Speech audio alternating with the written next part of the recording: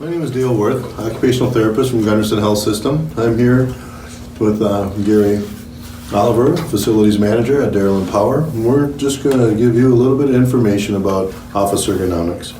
There's some very basic fundamentals that I want you to be aware of. Prior to doing an ergonomic assessment, or when we're doing an ergonomic assessment, we want you to be aware of two things. One is called neutral posturing, the other is safe zone working. When we're looking at neutral posturing, one of the things about your seating posture is important to have 105 to 110 degree hip angle. One thing that we know about most of the desks in this area, in this facility, the desk heights are usually about 28.5 to 29 inches high. And so what we would like to see is that your elbow height is at the same height as your desk. And so we always say if you're at your chair, you're comfortable, your arms are at your side, when you spin your chair around, your elbow should glide right over the top of your desk. And so what we're looking for in that neutral posture, first of all, starting with our feet flat on the floor, we want our hips slightly higher than your knees. We want that waterfall effect. With that waterfall effect, it's going to help keep your pelvis at a nice neutral position to limit the amount of pressure that's put on L5-S1. So with the hips just slightly higher than your knees, you have that waterfall effect. Your arms are at your side and comfortable, then we measure from the floor to your elbow height, and your elbow height then should be the same height as the desk. That's neutral posturing for shoulder or elbow height positioning. The other thing about neutral posturing we're looking for, I want you to pull yourself up to your computer. We'd like to see the top characters on your monitor about your eye level. If the monitor is too high, we see people doing this neck extension. It could be very bothersome for the neck muscles and create headaches. The other thing that we want is about arm's length away. If you have two monitors, like this situation that we have here, we want the center of those two monitors at what we call midline, or in the center of your body. And so when we're looking at these two monitors, we can look equally at the right monitor and the left monitor. So typically we'll see people using what we call a primary monitor. So you'll have the monitor here, and then you'll tend to look at your secondary monitor. By having those two monitors spaced with the nose in between the two monitors, it allows you to maintain a nice neutral neck posture while you're viewing both of your screens. The other thing we look for in a right-hand dominant person is mousing on your left-hand side. Typically when you're doing your mousing, if you have a right-hand mouse, a lot of times we'll see that mouse kind of creep away from you. So we'll see people leaning forward, creating a tighter hip angle. We'll see the wrist, as your arm goes out, you start to extend your wrist. So we start to see forearm and elbow discomfort. The other thing that it allows you to do is to do what we call multitasking. If I'm mousing on my left side and I'm right-hand dominant, I'm able to do my writing over here while I'm doing my mousing here. That will decrease the amount of times if you find yourself writing over here or writing over here, again, it creates some increased pressures on some of the areas of your body that you're really not looking for, and creating that fatigue. So neutral posturing, safe zone working.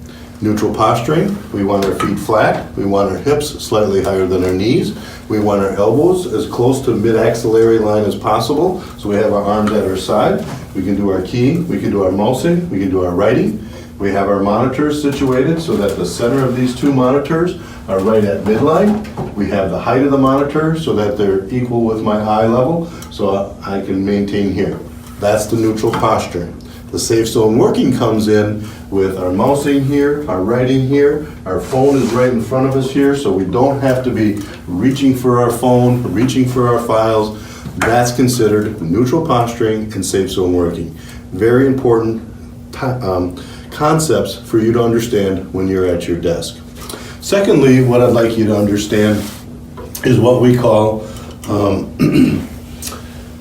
the eye fatigue, or we're looking at what we call the 20-20-20 concept. Every 20 minutes, if you could take 20 seconds and look at least 20 feet away from your monitor. A lot of times you can look at where the ceiling meets the walls and you can just run your eyes that way. And think about it as an exercise routine. If I was going to be doing bicep curls and I just curled from here to here, I wouldn't expect that my arm would get its full length and get the full muscle to develop. It's the same thing with the eyes. When reviewing our monitors, if all I go is from here to here, to here to here, those eye muscles get shorter and shorter. And that's why we see people having headaches, see people having the eye fatigue as they perform their work activities. If you do the 20-20, at 20, every 20 minutes, you can close your eyes a little bit, excuse me, and you can look away from your monitor. You can close your eyes for a little extended period of time, 1001, 1002, 1003. You can do quick blinking to increase the lubrication of your eyes. The reason that we have headaches and the reason that we have the eye fatigue is computer users tend to stare.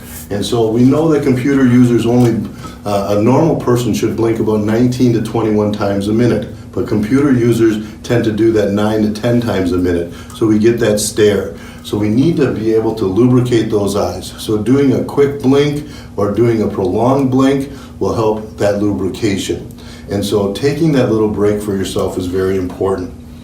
Now, when you do that, the other thing that's important is the human body's not designed to be in one position all day long. The body's designed to move. So we have a couple handouts that are available to you. The first one we call the Office Ergonomics, and it talks about that neutral posturing, that what we just talked about. It has information about lighting, about noise, about how different environmental factors. So that information is available to you. The 20-20-20, again, is your responsibility. Set a timer on your phone, set a timer on your computer, so when that time comes up, you can be reminded that, hey, it's time for me to take care of me. And another part of that is we have different stretches. The very basic one, we call it office survival micro breaks. Just doing some shoulder rolls. It's very important.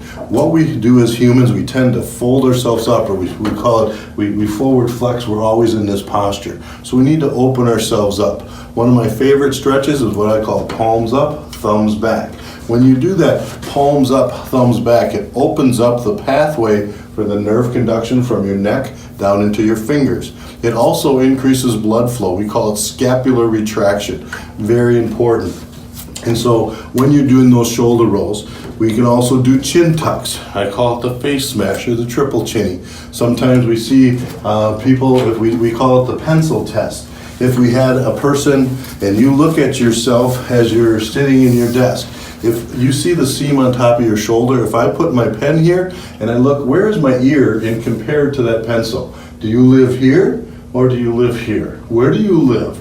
And so if most of your life is out here doing the work that you do, it kind of is an example of why you feel the way you do, why your shoulders are sore, why your neck is sore, why you feel those aches and pains, because gravity is always pushing your head down. By doing a short chin tuck, you're able to maintain that upright posture. You're able to get yourself where gravity, as it comes down, is not going to affect your body.